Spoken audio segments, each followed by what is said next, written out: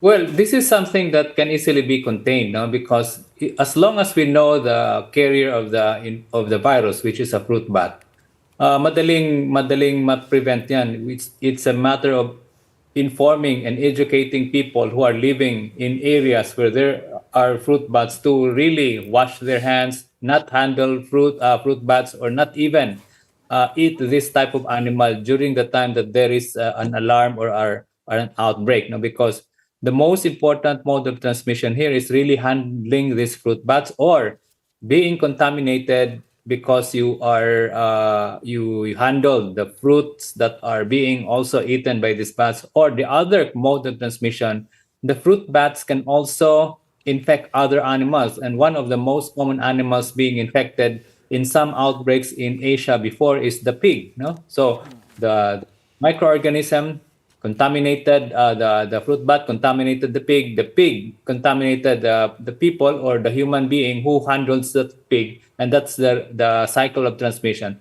Easy, very easy to contain as long as we know we need to document first if there is someone here in the Philippines carrying it, but I don't think the one happening now in Cagayan de Oro, I don't think it's related with Nipah virus. Exactly, Doc, no, yun nga yung reason bakit ka namin inimbata tonight. Kasi natatakot yung mga tao because lumalabas, of course, sa social media na may mga cases nga or outbreaks itong Nipah virus right now in India. And of course, here, ang dami daw schools na nagsasara for sanitation or to be disinfected because ang dami raw nagkakasakit na estudyante. Do we have any idea what is going on in Cagayan de Oro?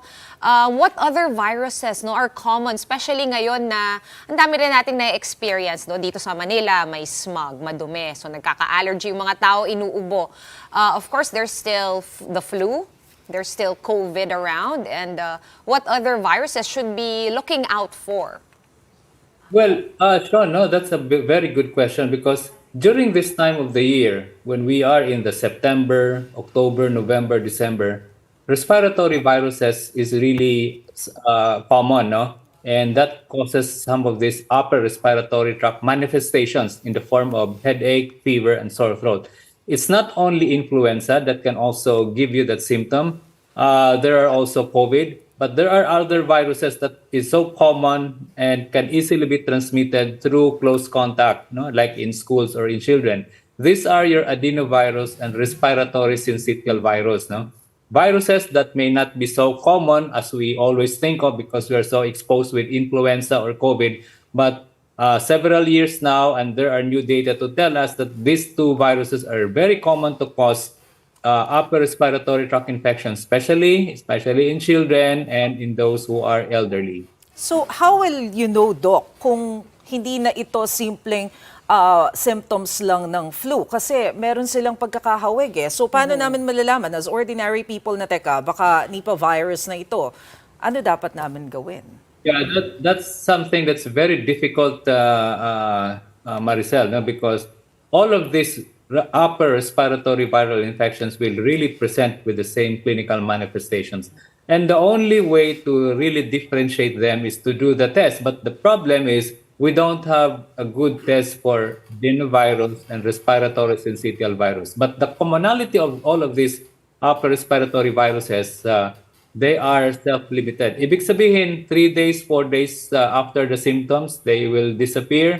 Doesn't need treatment, doesn't need what we call antiviral agents. But this is just something that to remind everyone. If you are an elderly in the vulnerable population, this mild type of viral infections might also become severe, just like COVID. No, so it's important to send a message that for elderly and those who are immunocompromised and with comorbid conditions, we need to tell them that they should wear face masks, and if they have symptoms, they have to consult their doctor. So pareho pa rin po, no, face mask pa rin when it comes to dealing with the Nipah virus, just to be clear on that.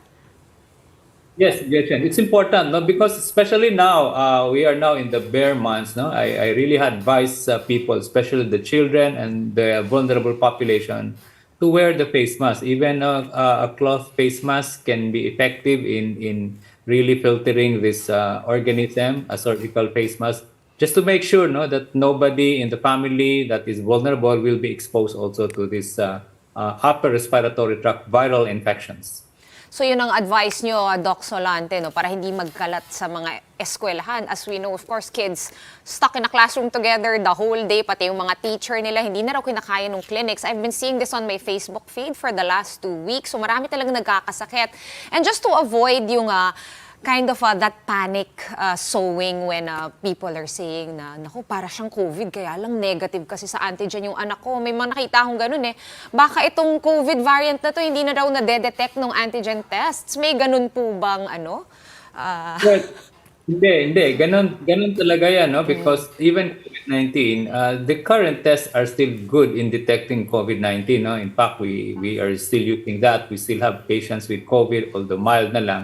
But we have to realize that there are others. In fact, there are hundreds of upper respiratory viral infections that are really common in people, no? Even in tropical countries like the Philippines. So mag-ingat lang tayo at the same time, no, it's important that palakasin ang immune system, you drink lots of water, and napaka-importante yung tamang information, no. We should not panic. Sabihin natin may Nipah virus ang India or whatever is that, but we should not panic also na magkalat tayo ng misinformation na Nipah virus, no, because that will only add up to the panic, and when people gets panicky, then they may not be able to do what is really appropriate.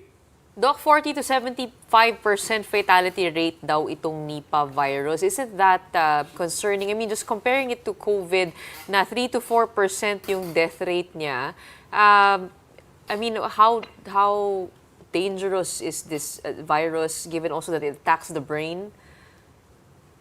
Yeah, that's why the WHO is currently monitoring this, no? Because not because of its ability to be easily transmitted, unlike COVID, but its ability to be highly fatal and highly deadly, and it can really kill, no?